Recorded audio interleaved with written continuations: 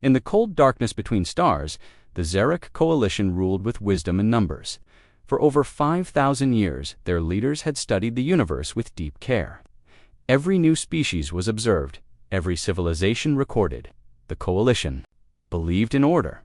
They believed that everything could be predicted, calculated, and controlled if the data was complete. Inside the grand archive on the planet Valix Prime, glowing records lined the sky-high walls.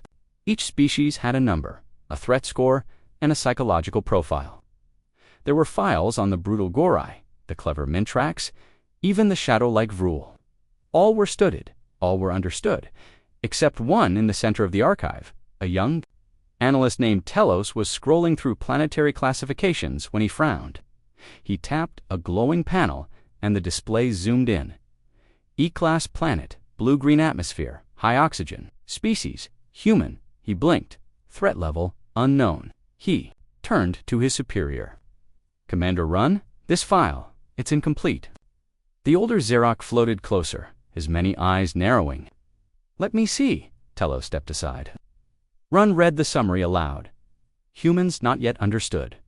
Too unpredictable. Low priority, he grunted. That entry is over 700 cycles. Old must be an error.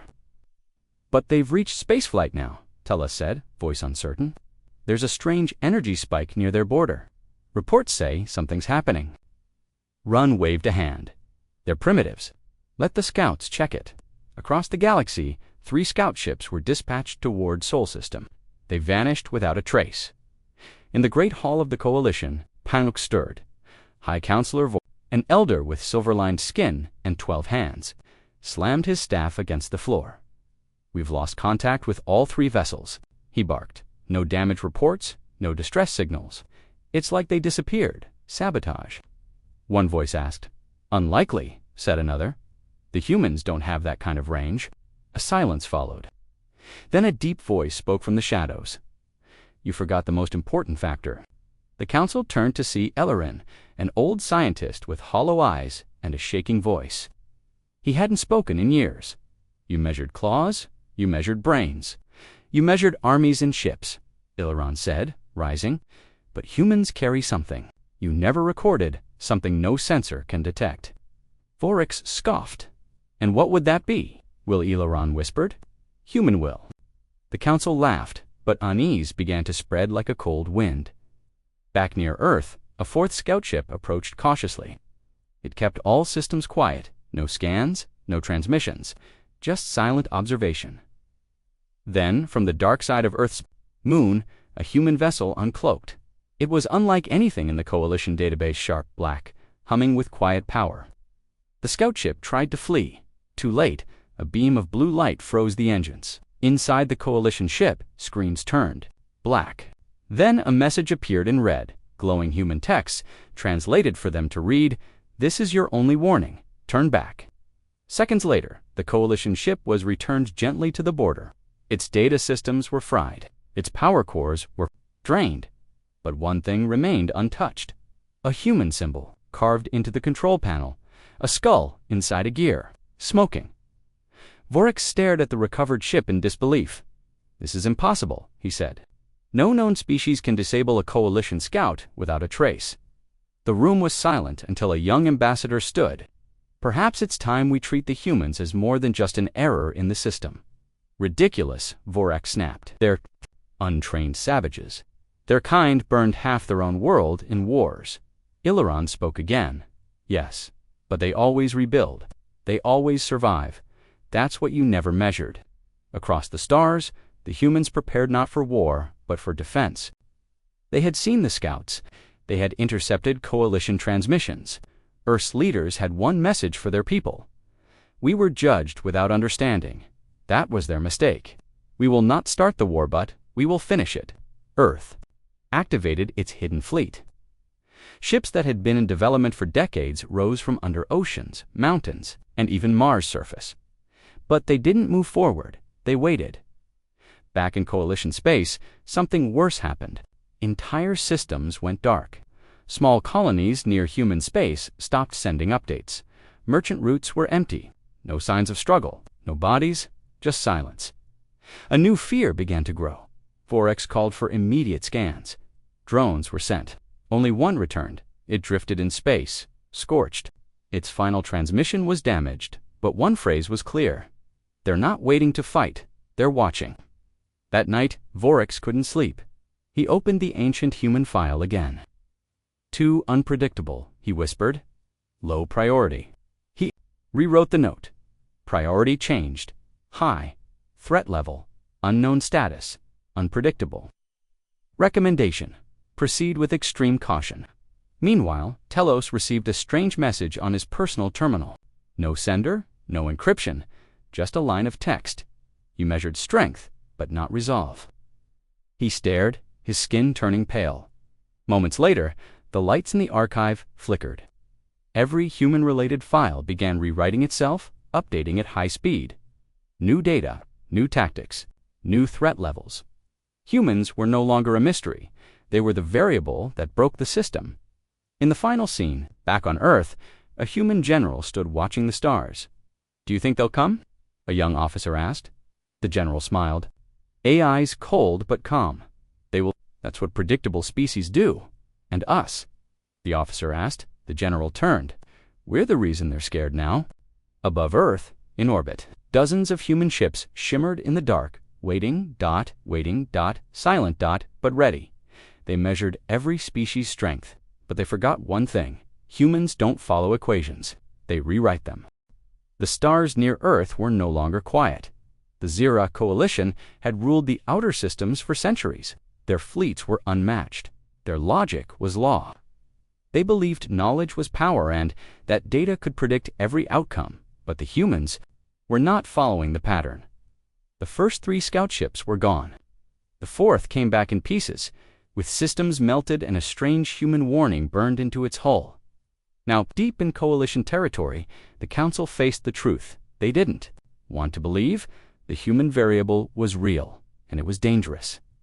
Inside the coalition war room, holograms of Earth floated above a table. Energy readings blinked red. Communication scans showed dense noise-encrypted human signals they couldn't break. Vorex, the High Counselor, slammed his staff down again. 3 ships lost. 1 returned in shame. And now, entire colonies near the Sol border have gone silent. He pointed at a blinking light on the map. This one, Colony Trentor 6. No response for 48 cycles. "Send a fleet," one general said. "No," another replied. "We should talk to them first. Understand what they want." "We know what they want," said Commander Run. "They want to survive. That makes them dangerous." Silence filled the room. Finally, Telos, the young analyst, spoke. "There's a pattern," he said, his voice shaking. "Humans haven't fired the first shot. Every time we step closer, they react, not with panic, with precision." He pointed at a chart showing the scout paths. "They're not just defending Earth, they're building a line, a perimeter. It's like they're waiting." "Waiting for what?" someone asked. Telos didn't answer, because he didn't know. Meanwhile, in low Earth orbit, the human ship, HSS Vengeance, floated silently above the blue planet. Its black hull absorbed all light. It had no visible weapons because they were hidden inside. Inside the command deck, General Ray Devora watched the star map. "New scans confirm more movement," her tech officer said. Another coalition ship entered the red zone. "Let it approach," she replied. "You want to show our hand?" the officer asked. "No," she said. "I want to give them a final warning." The 5th Coalition scout ship, the Vornelzi, was small but fast. It carried no weapons. Its mission was to record, not to fight. As it crossed into human space, everything seemed calm until the stars around it shifted. One by one, dark shapes decloaked around the ship. First 1, then 4, then 12 human ships, all different designs, all unknown, all silently watching. The pilot panicked. "Emergency reverse, thrusters now." Too late, a bright blue beam locked onto the engine core. All systems froze. The screens blinked black. Then a new screen lit up inside the cockpit. A humanface.female.com, strong eyes. Dressed in black armor, she spoke slowly. "You've entered restricted space. This is your first and only warning. Turn back. Do not test us again." The pilot tried to respond, but the comms were blocked. He pressed buttons. Nothing worked. Then the woman's face was replaced with a human symbol, a skull inside a gear. Beneath it, 5 words. "We don't start wars, we end them." The human ships vanished just as quickly as they had appeared. The Vornal's eye was free to go. Shaking, the pilot turned his ship around and fled. Back in Coalition space, the ship returned and broadcast its full report. This time, the Council couldn't deny it. The humans had ships far more advanced than expected, and they didn't destroy the Scout. They let it leave with a warning. Why didn't they attack? A counselor asked. Tellus gave a chilling answer. Because they're not afraid of us. Hours later, the Coalition received an open message brought on all frequencies, in all languages. It was from Earth. The voice was human, calm, deep male. To the Coalition, "We know who you are. We've seen your scouts. We understand your curiosity. But if you take one more step into our space, we will treat it as an act of war. We don't want your territory. We don't want your resources. But we will protect our species by any means necessary." Then the screen showed one last image. A field of human warships in Earth orbit. Then black dot, the Coalition's reaction was immediate. Fear, anger, confusion. "They're provoking us," Run shouted. "No," Telos said softly. "They're giving us a chance to back down." That night, the Council held a secret vote. The question was simple: engage or retreat. The vote came back 7-5. Engage. Earth, humans were already preparing. They had decoded the Coalition's patterns. They knew the fleet was coming, but Earth had changed since its ancient wars. This time, humans were united, ready, and above all, patient. General Devora looked at the war map. Red dots blinked closer. She turned to her officers. "Make them come, to us. And when they do, we show them what we've become." "Any specific orders, ma'am?" She smiled grimly. "Let them measure us one last time, but make sure they never forget the answer." In deep space, the Coalition fleet launched 35 warships, 6 support cruisers, 2 elite carriers, all headed straight for the Sol system. They would arrive in 6 days. They believed it. Would be over quickly. They still didn't understand what they were walking into, because the humans had stopped reacting. They were planning, and the real war was just beginning. The Coalition fleet raced through the stars like a swarm of steel. 35 warships, 2 carriers, and 6 support cruisers cut across the black void toward Earth. They called it Operation Silence. Their goal: reach the Sol system issue a final demand, and if necessary destroy any resistance. They didn't expect resistance to last more than a few hours. On the command deck of the Coalition flagship Xerax Fist, Admiral Vorin stood tall and confident. His sharp eyes stared at the holographic projection of Earth, slowly growing larger as the fleet neared. "Status?" he asked. A young officer replied, "All ships in formation. No contact from human forces. Scanners detect heavy jamming near the Sol border." Vorin smiled. "They're hiding." The officer hesitated. "Or waiting." Vorin ignored the comment. He believed in numbers. Humans were clever, maybe, but not stronger, not better. "Prepare the message," Vorin said. "One warning before we crush their defenses." On Earth, the response was ready. Inside Command Bunker 9, deep beneath Alaska's ice, General Ray Devora stood before a wall of blinking screens. All over the world, military leaders watched through secure links. "Status of the outer sensor web?" she asked. Online, watching them from 10 light minutes out, a tech replied, "And stealth units, waiting, hidden across multiple sectors." She nodded slowly. "Let them speak first. Record everything. Then we move." As the Coalition fleet neared Pluto, they broadcast their message on all human channels. "People of Earth, we are the Xerac Coalition. We bring order, not war, but your aggressive behavior must end. You will submit your ships and weapons for inspection. Any resistance will be corrected." The message was repeated every 2 minutes, for hours. There was silence, no human reply, no movement. Then, a single transmission came through .video. Only .the feed showed a human woman in dark military gear. She stood before a black banner with the symbol of a gear and skull. She spoke without fear. "Admiral Vorin, we don't respond to threats. We've seen what your kind does to lesser species. You miscalculated. You think numbers win wars. But you forgot one thing. We are the variable you couldn't control, the feed cut. Seconds later, human ships decloaked from the darkness. There were hundreds. Not as large as the Coalition's warships, but sleeker, faster, unlike anything in the database. The humans didn't open fire. They just blocked the path. Admiral Voron's eyes narrowed. "Form battle lines," he growled. "Let's see what they can do." Inside one of the human vessels, Captain Alias stood at his station aboard the HSS Revenant. He watched the Coalition fleet slowly adjust formation. "Think they'll back off?" His second asked. Brand shook his head. "No, they're going to test us. But that's fine. We're the answer they're not ready for." He sent one short command to the entire fleet. "Phase 1, begin." In an instant, dozens of human ships scattered, vanishing from scanners. Coalition officers panicked. Where did they go? One shouted, "They're gone." No, it wasn't impossible. It was human. The stealth tech the Coalition never expected was now being used in open space. Then the attacks began. Not from the front, from behind. From inside, Coalition ships started exploding, not from outer strikes, but from internal systems. One cruiser lost power and drifted into a neighboring battleship. Another spun out of control. Hatches blown open from inside. Admiral Voron stared in horror.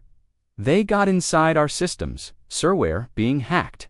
Human viruses are infecting our AAs. How?" No one answered. Because no one knew.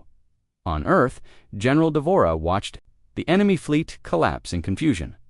"They rely too much on control," she said. "But control breaks when fear enters the system." A nearby officer smiled. "You were right. They measured everything except the one thing they couldn't predict: humanity," she replied.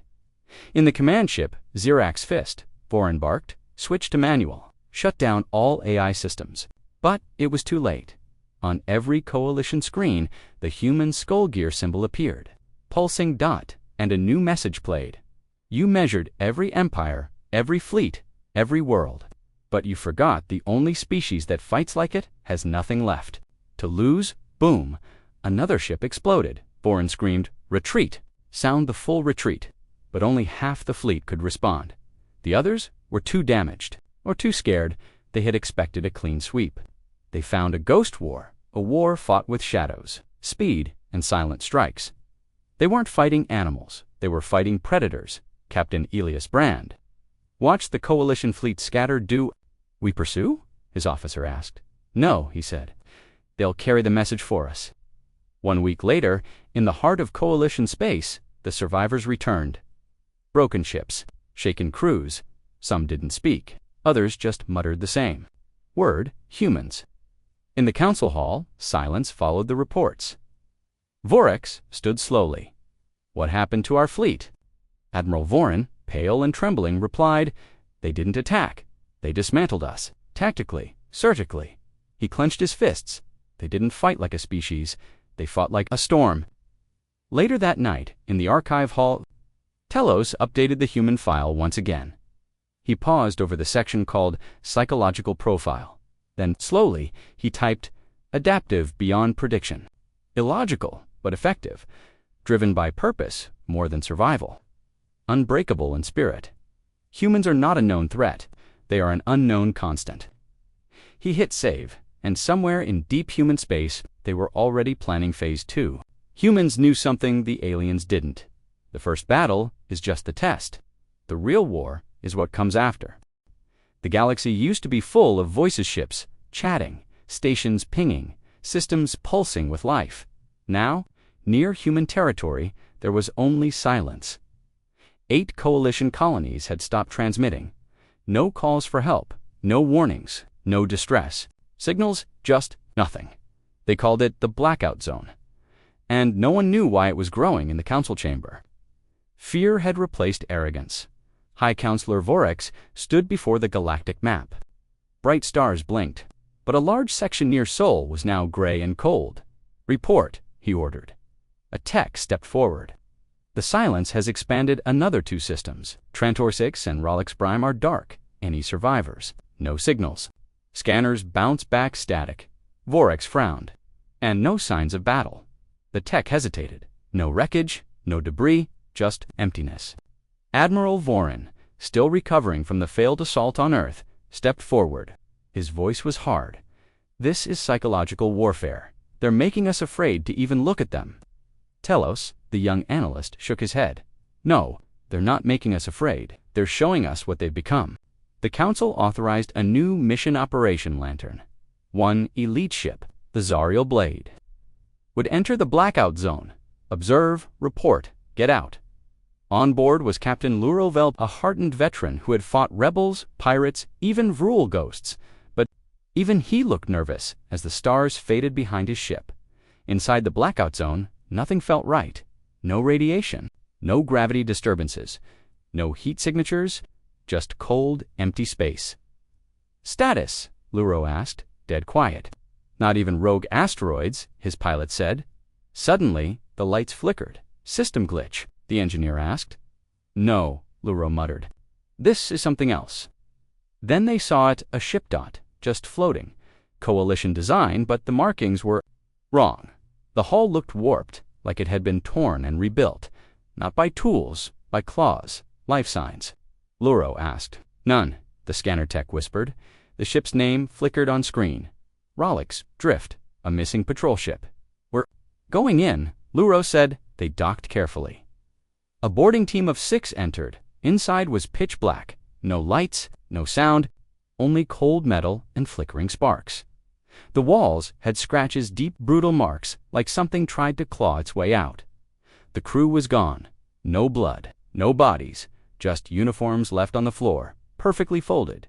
The air was stale, but worse than that was the smell-burnt plastic ozone. And fear dot, then the whisper started.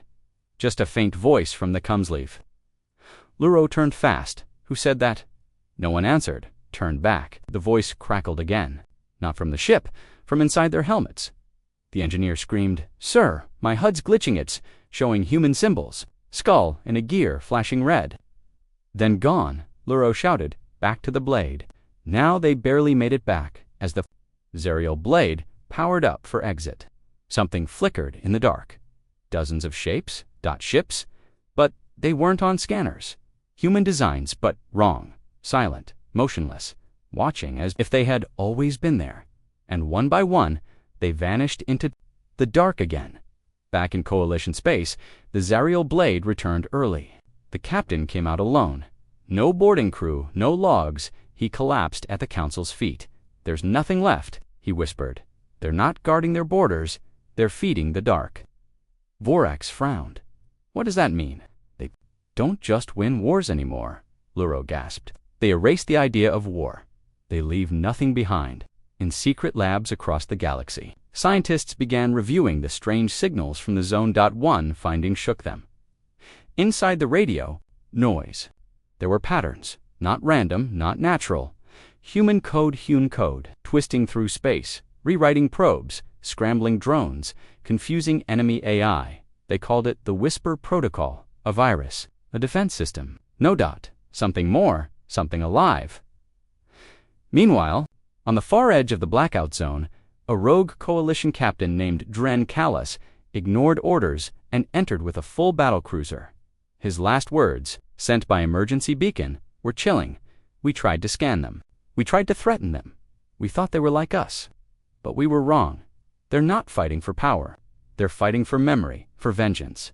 And they've made the dark their weapon." The Council finally understood this wasn't a territorial war. It was existential. Humans weren't trying to win territory. They were sending a message. If you erase us from your data, we erase you from existence. On Earth, General Devora watched reports from the blackout zone. She stood in silence, arms behind her back. A young officer approached. "Ma'am, the Coalition is retreating. They won't send more ships for now." She nodded. "They'll be back, but next time, they won't come with scouts. They'll come with everything they have." The officer hesitated, and us. She looked up, her voice calm, waiting in the dark. In the stars near Mars, human stealth ships hovered, invisible, silent, patient, each. Crew knew the plan, not to destroy, but to unmake, because the Coalition didn't understand. Humans weren't just defending Earth anymore, they were redefining fear. The council was quiet. After the failed assault, after the growing blackout zone, after the Zariel Blade returned with half its crew missing and haunted eyes, they needed answers, and they needed control. High Counselor Vurax stood over. The flickering map of human space? They won't talk. They won't stop. So we'll test them. He turned to the head of Coalition Sciences, Dr. Velentor, a cold, brilliant mind. Deploy the device. In a hidden lab orbiting the planet Krellis 3, Dr. Velen had created a weapon forbidden under 3 galactic treaties, Zerat, mutating bioagent that attacked the nervous system. It had never been used before. Too dangerous, too cruel. But now, the humans had made the Coalition desperate. The plan was simple. Release the toxin into one of Earth's outer colonies. Lunanine, a growing mining station on the moon's dark side. It would hit fast, leave chaos, and serve as a warning. Then, send a message, submit, or more will follow. It wasn't war, Vurax claimed. It was a test, a fear test. A stealth drone was launched. No weapons, no lights, just a single vial of death locked inside. It entered Earth's space undetected, flew low over Lunanine, and released the agent into the ventilation systems. Then it vanished for 24 hours. Nothing, no reports, no calls for help. Then a signal from Luna-9. In Coalition Command, the message was decoded and displayed across the main screen. A human stood there tall, lean, wearing a silver breathing mask. Behind him, workers walked calmly, some even smiling. To the Xerox Coalition, the man began, "We detected your little gift 10 minutes after it entered the colony. Nice engineering. It mutates fast, spreads through air, attacks, fear centers in the brain." He removed his mask slowly. "So we modified it." He took a deep breath and smiled. "We made it better." Coalition officers stared in disbelief. Dr. Velen's voice trembled. "Impossible. The agent rewrites DNA in minutes," the human continued. "Our biotech division thanks you. Your bioweapon was absorbed, studied, and turned into a neurostimulant. Our miners now have 23% faster reaction speed. Their fear response is gone. And best of all, he pointed to a chamber filled with glowing machines. We're manufacturing it." Then came the final words. "Next time, send a real challenge." The screen went dark. Silence filled the room. Vurax turned slowly. They turned a weapon into a tool. "Yes," Telos whispered. "They turned fear into power." That same week, strange reports began to spread across Coalition border colonies. A battalion of human soldiers was spotted walking across the ice plains of Verex 4 without suits. Another squad entered a reactor meltdown zone to rescue civilians, survived the radiation. One human ship flew through a solar flare to deliver aid to a quarantine station, and came out stronger. Each report had the same strange signature: biochem enhancements, extreme tolerance, no fear. Inside Earth's science base, Atlas 1, deep under Greenland's ice. Scientists monitored the changes. Dr. Hannah Riker led the team. She tapped a screen showing human neural scans, glowing with new patterns. "Just survived their weapon," she said. "We evolved because of it." An assistant looked uneasy. "Should we be doing this? Rewriting ourselves like this?" Hannah didn't answer for a moment. Then she said softly, "They tried to make us afraid. But fear is just data, and humans adapt." The Coalition tried to respond. They sent warnings, threats, demands. But Earth stopped replying. No more messages, no more diplomacy, only silence. And then, one by one, human ships began appearing. On the edges of new systems, not to attack, just to stand there watching, waiting, and leaving behind a signal beacon with only one message: "You tested us. We passed now, it's our turn." On the planet Velteron, a Coalition research hub received an anonymous data.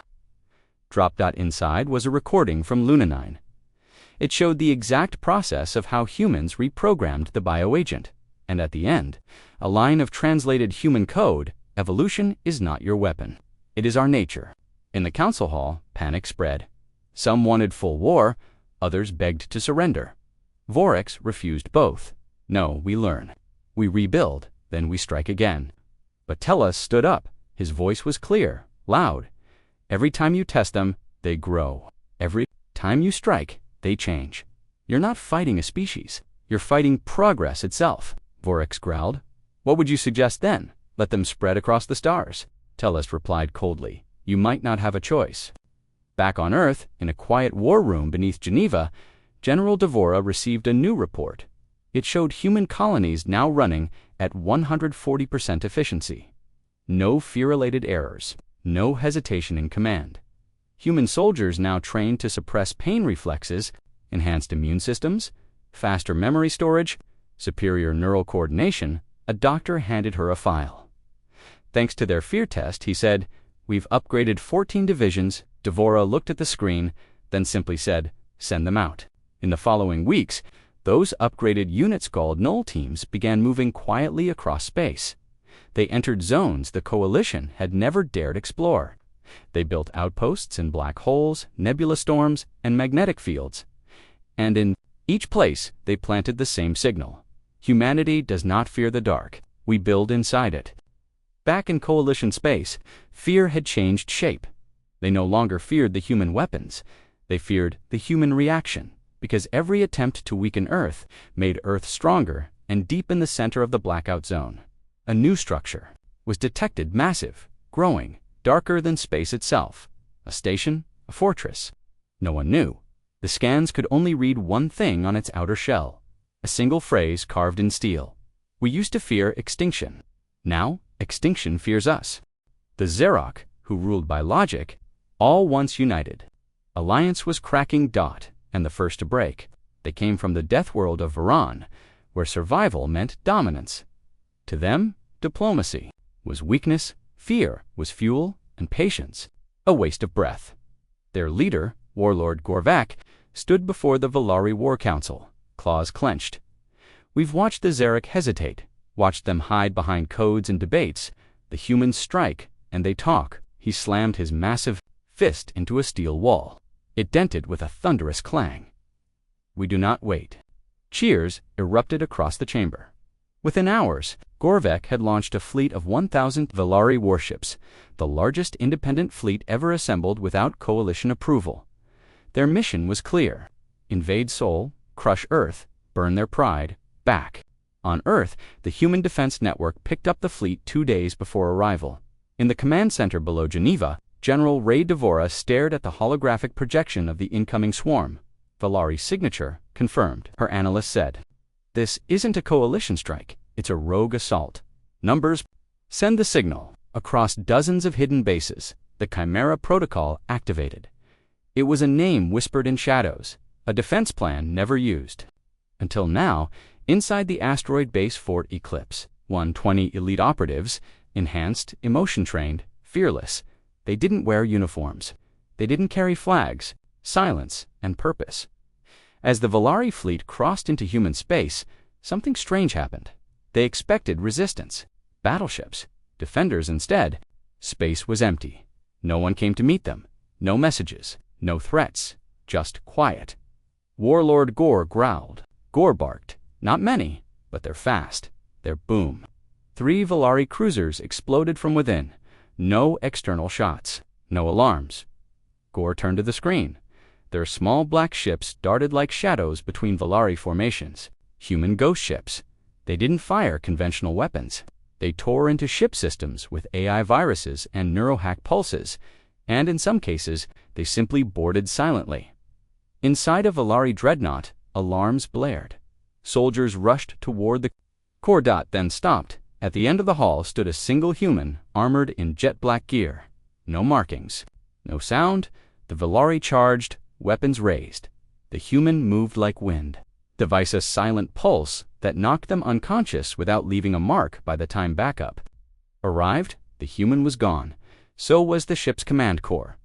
Across the fleet, disarray. Of the 1,000 ships, only 9 made it back. Warlord Gorvek returned in disgrace. His once mighty warship limped into Valari orbit, covered in scorches and burns.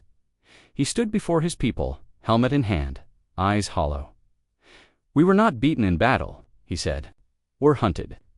The Coalition Council exploded in outrage. This was unauthorized, the Xerok shouted. You brought this on yourselves, a Mintrax delegate hissed.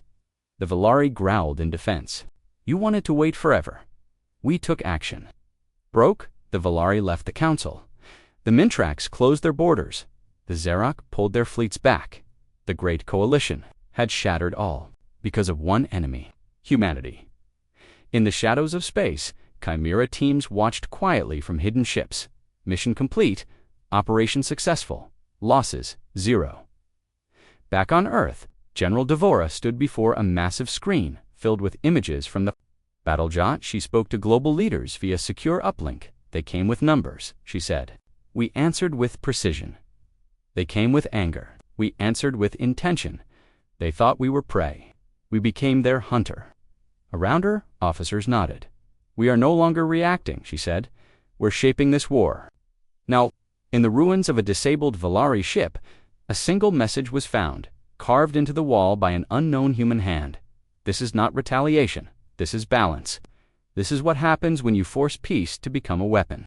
The Coalition's data archives were updated under human threat analysis.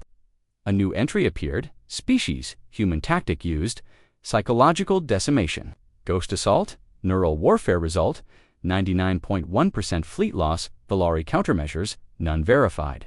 Classification: Tier Black, non-standard threats elsewhere. A whisper traveled through neutral space: pirate gangs. Don't challenge Earth. They don't fight like a species. They fight like a virus made of will. And far beyond Earth, in the growing human-controlled shadow zones, no broadcast, but its outer ring, was covered in one repeated sentence: let the stars burn. Somewhere in the icy rings of Velmaria, yet the Xerok Coalition finally caught one. A human operative. He didn't wear military armor. No name tag. Coalition comes relay. All his squad was Gno bodies. No trace. Only him. Unconscious. Or so they thought. The prisoner was taken to Black Station floated inside a magnetic field, isolated from all star systems. No one escaped from Vera's warden Skell. No, a cold-blooded Xerok stood before the cell with 4 guards. He stared through the energy barrier at the human, who sat quietly on the steel bench, hands cuffed, head down, name, Skell, asked, no response, SKEL. Stepped forward. You're not in Earth space now. We own this place. Speak. The human looked up slowly. His eyes were calm. Then he said just one thing. You're already behind. Inside the Council's intelligence division, excitement spread. We have one. Announced Director Melra Gintelos, the young analyst, frowned. You're sure it's not a plant? They planned to break him, scan his mind, unravel Earth's defense network from the inside, but Telos remained uneasy. Back on Vera's, the interrogations began. They used all standard methods, memory probes. Human sat through all of it, never screamed, never spoke, never blinked. Even when they showed him recordings of Earth's supposed destruction, forged simulations. Meant to shake him, he only tilted his head and smiled slightly. You think we fear loss, he finally said, but we are built from it. One night cycle later, the security logs for Cell 9, the human cell, were erased for 12 minutes. Warden Skell panicked. He reviewed backup systems, double-checked surveillance drones. The human was still in his cell, sitting quietly, unmoving. Except there was something different about his cuffs. They were tighter, like he had put them back on himself. Skell stormed in with 2 guards. What did you do? The human looked at him, quiet, cold. I walked through your secrets, he said. Skell's pulse quickened. What does that mean? The human leaned forward. It means I've been everywhere you didn't want me to be. I left something behind. Alarms exploded across the station, one by one. Doors unlocked. Files began deleting themselves. AI assistants froze mid-sentence. Now we take everything back. Telos received a high-priority emergency signal. Black Station Veris had gone dark. No COMMS, no data. Nothing. Nothing. Just a single repeating pink ordinates pointing to the Sol system. Telos turned pale. They let us take him, he whispered. The Coalition scrambled to respond. They sent a fleet to Vera's. What they found made no sense. The station was intact, undamaged, but empty. Every staff member was gone. Not dead, gone. No bodies. No signs of struggle. Just the human, sitting in the control room, alone, hands uncuffed, a message blinking on the central screen. Your minds are predictable. Your systems are not safe. Even now, we're inside. The fleet opened fire. The station was destroyed and seconds turned to glowing fragments. But as they left, something followed them.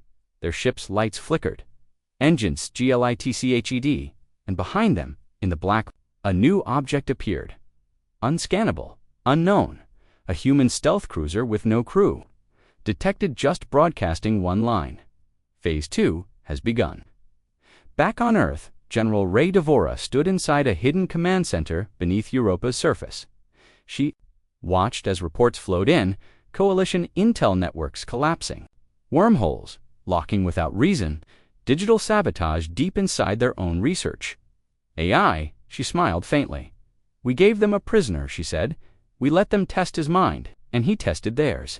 The man's name was never revealed in official Earth files.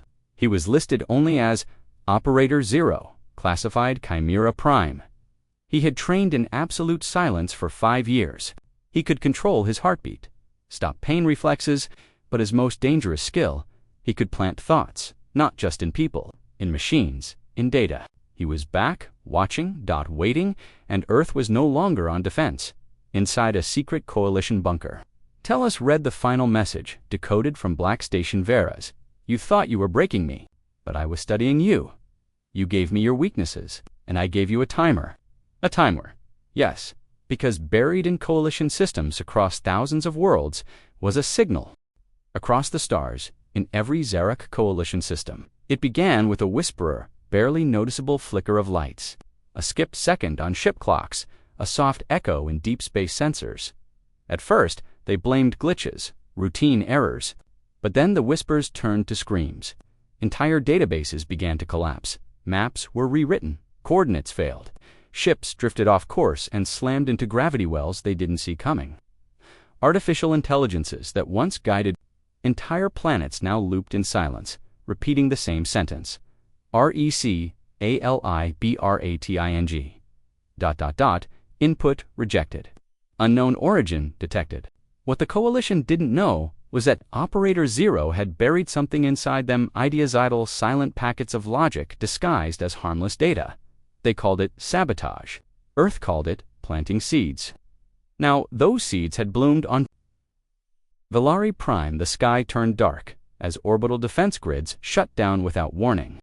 1,000 satellites blinked out, leaving cities blind and open. On Mintrax Station Theta, generals screamed as their strategy AI began rerouting ships not toward Earth, but away from it. Systems were now prioritizing loss avoidance. Above all else, triggered by embedded human code. This isn't war, one admiral cried. This is infection. And it was true. The humans had written themselves into the very language of the machines. Earth hadn't sent weapons, they'd sent concepts. Commands wrapped in logic so clean, so elegant, that even Xerox security networks mistook them for their own. This is impossible, Vorak shouted in the Coalition Grand Hall, his voice shaking for the first time in his career. This is madness. But Telos, the young analyst who had warned them from the beginning, stood quietly beside him, face pale. No, he said. This is evolution. On Earth, General Ray Devora watched from the Europa control room, surrounded by data flows from across the galaxy. Phase 2 complete, her officer announced. Enemy systems compromised. 86% response delay confirmed. Their fleets are running in circles, Devora nodded. Deploy Ghost Fleet to Tier 4 positions. And so, Earth's ghost ships cloaked, silent, and surgically placed began their next moves. They didn't fire. They didn't destroy. Instead, they appeared in places they shouldn't exist.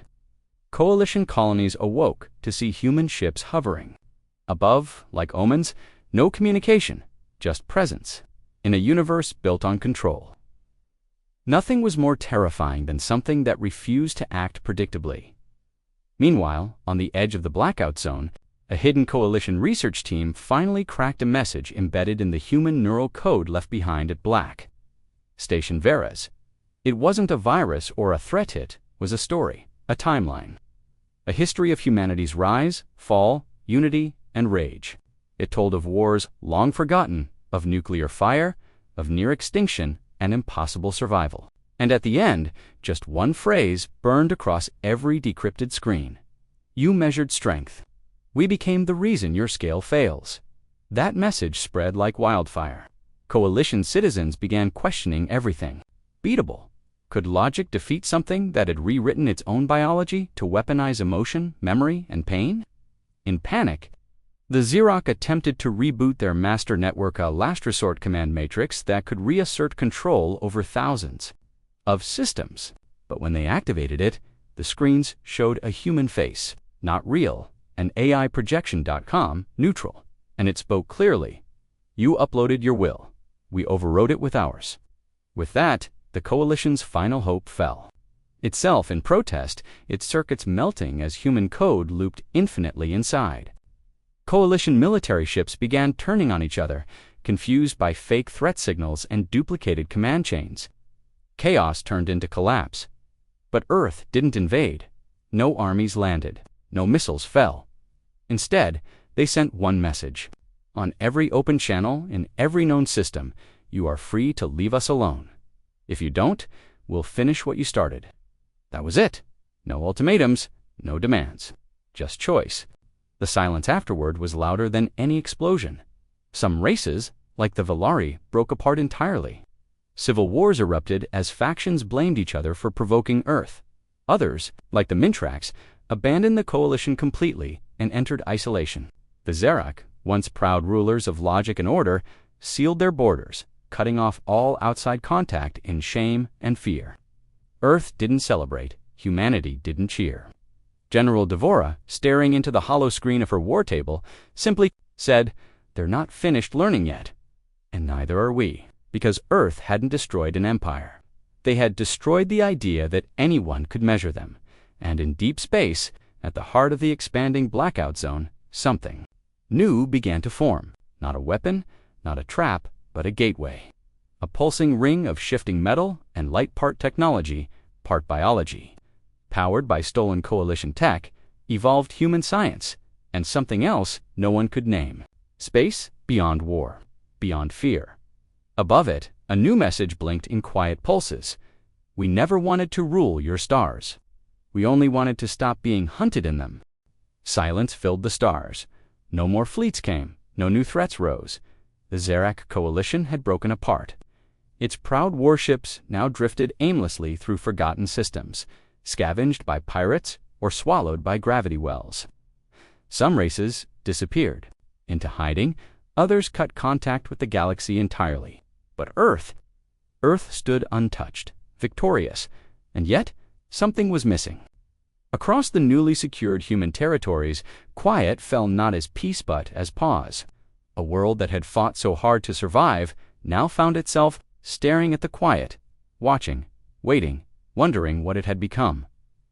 General Ray Devora stood atop a plateau in New Patagonia, staring up at the sky. For the first time in years, there were no red alerts, no emergency transmissions, just the low hum of the wind across the grass. No drills, no pressure, just stillness. She took a slow breath, feeling the weight of what they had done, what they had won. Behind her, a younger officer approached. "Ma'am," he said softly, "we've received over 300 surrender requests from former Coalition colonies. Most want peace talks. Others just want protection." Devora didn't turn. Her voice was quiet. "They're afraid of something that no longer exists." The officer tilted his head. "What do you mean?" She turned to him, eyes heavy. "We built ourselves to survive. Every weapon, every upgrade, every strike, we designed it not to win, but to never lose again." She paused, and in doing so, we forgot what we were trying to protect. The officer remained silent. There was nothing to say, because he, like the rest of Earth's new generation, had never known peace. Only training, only war. In the remains of Coalition space, scattered worlds broadcast old Earth media music, films, fragments of art. They tried to understand the species that had torn through the galaxy without ever truly conquering it. Some saw beauty, others saw madness. But all of them asked the same question. What drives them now? For Earth, the question was deeper. What comes after victory? When victory cost your identity? At Earth's core, AI Node Athena monitored the long-term psychological effects on their enhanced soldiers. Many, especially the Chimera operatives, no longer slept normally. Some didn't dream at all. Pain reflexes dulled. Fear. And in doing so, they had also numbed everything else. Dr. Hannah Riker, lead biotechnician, stood beside a transparent tank where one Chimera agent floated in neural suspension. Stirred, "They saved us," she whispered, "and we broke them to do it." Meanwhile, the blackout zone continued to grow, but not because of war, because humans chose it. They no longer asked permission. They no longer waited. The stars were theirs not because they conquered them, but because no one else dared step near. And yet, they weren't building empires. They weren't planting flags. They were building barriers walls of silence and darkness to keep the galaxy. Out in the shadows of the gate, the massive portal above Saturn's moons, Gengineers completed the final tests. This structure, powered by alien tech and human memory, could open rifts to other galaxies, unknown realms, unmapped stars. Humanity was ready to leave the war behind, but Devora hesitated. Of generals, but of survivors. Families who had lost. Civilians who had waited. Scientists who had resisted turning memory into metal. "We don't move forward because we can," she said to them. "We move forward only if we remember who we are, and I don't think we've done that yet." Among the survivors stood an old man named Theo Mahan, one of the first captains to face the coalition before the war truly began. He walked with a cane, half his body replaced by crude to look up at the stars and feel small. Now we look up and expect them to be afraid of us. He looked at Devora. We never wanted to be feared. We wanted to be seen, understood. Another woman, a mother who had lost 2 sons in the early raids, added, "I didn't want revenge. I wanted it to never happen again." The room fell silent, back on Mintrax Station Theta. Now a rogue science haven, Telos reviewed encrypted messages from human colonies. Some offered aid, some warnings, but one caught his eye. "Fire burns until it finds peace. We haven't found it yet." He read it again and again. Fire. Humanity had become the fire. Bright, unstoppable, terrifying. But even fire grows tired when there's nothing left to consume in secret. Telos recorded a message addressed not to the Council, not to surviving coalition leaders, but to Earth itself. "You've won," he said plainly. "You've earned your safety. But ask yourselves this: is fear your shield now, or your prison?" He paused, breathing in deeply. "If you ever want to talk not as enemies, but as people, I will answer, because I still believe in voices over silence." General Devora received that message days later. She played it alone in her chamber, watching the flickering face of the young analyst who had once tried to understand humanity before everyone else. She didn't respond, not immediately, but she saved the file. That meant something in a quiet chamber beneath the Earth's oldest university. A single human soldier sat before a blank wall. One of the Chimera, no assignments, no orders, just stillness. He finally spoke to no one. "They taught us to fear nothing, but I remember. I used to fear losing my sister. I used to fear not being enough." He blinked slowly. "I think those fears made me human." That night, he walked outside without orders for the first time in years, just to breathe. Just to look at the stars, not as targets, but as places. Of wonder again, the fire still burned in humanity. But maybe, just maybe, it didn't need to burn everything. In the beginning, they had measured us, labeled us, ranked us. The galaxy had tested every species by strength, by speed, by logic, and when they came across Earth, they placed us low on the scale, too emotional, too chaotic, too fractured. They measured wrong. Now, the galaxy was quiet. No invasions, no raids, no declarations, just the long, uneasy silence that follows a storm that changed everything. On the burned edge of old Coalition space, Telos sat in a silent observatory, surrounded by data feeds that no longer worked. His people had once studied stars. Now they studied ruins. He listened to recordings from decades past, the council debates, the early warnings, the denial, over and over again. And one message kept replaying in his mind: they are the variable. We didn't account for. Meanwhile, in Earth's deepest Black Ops archive, far below Geneva, buried under miles of rock, a chamber opened for the first time since the war ended. General Ray Devora entered alone. No guards, no aides, just her and a sealed vault that pulsed with faint blue light. Inside, stored on crystal drives, were Earth's final contingency plans. She had never needed them, not because the war ended early, but because Earth never used its worst weapons.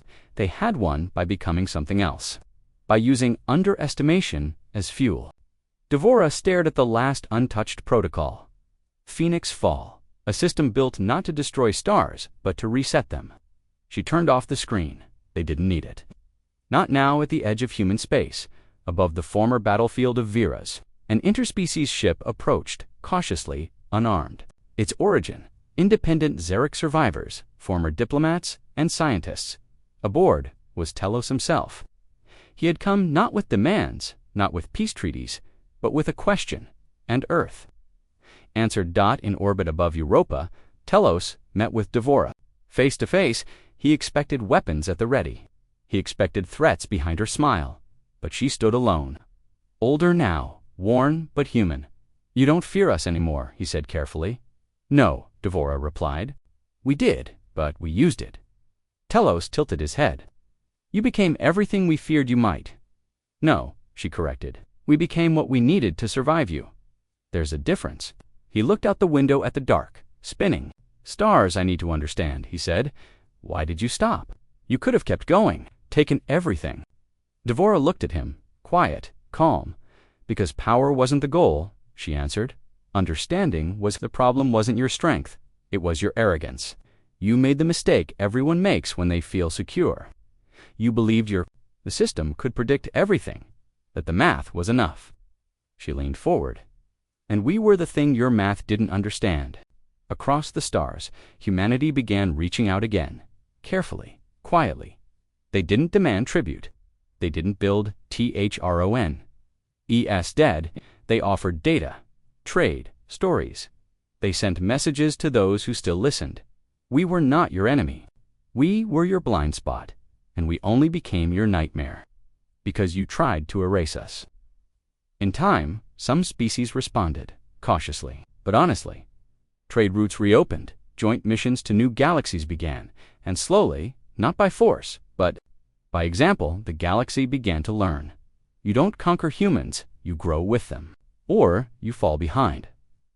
On Earth, monuments were not built for generals. They were built for the lost, for the ones who didn't adapt fast enough, for the ones who chose peace first and paid for it. Their names were etched into lunar stone. No ranks, no symbols. Just one phrase beneath all their names. We were underestimated, and we rose because of it. Decades passed. Children grew up hearing both sides of the war, not just the victories, but the cost. They learned about fear, and how fear could be sharpened or healed. They learned that survival doesn't mean domination. It means remembering what you fought for. And above all, they learned humanity was never the control group. We were the variable. On the 50th anniversary of the first coalition strike, on Earth, a new memorial ship was launched from orbit. Its name, the Paragon. It carried no weapons, no stealth drives, no war AI. Only messages, one for every species Earth had encountered. One simple truth, recorded in hundreds of languages. You tested us, we changed. Now we choose who we become. And in the center of the blackout zone, where the stars had once gone quiet in fear, a new city of light was born. Not a fortress, not a shield, a place of science, diplomacy, and memory. Its name was never spoken on broadcasts. It didn't need to be. Everyone who reached it already knew humanity had gone beyond survival. They were building the next galaxy.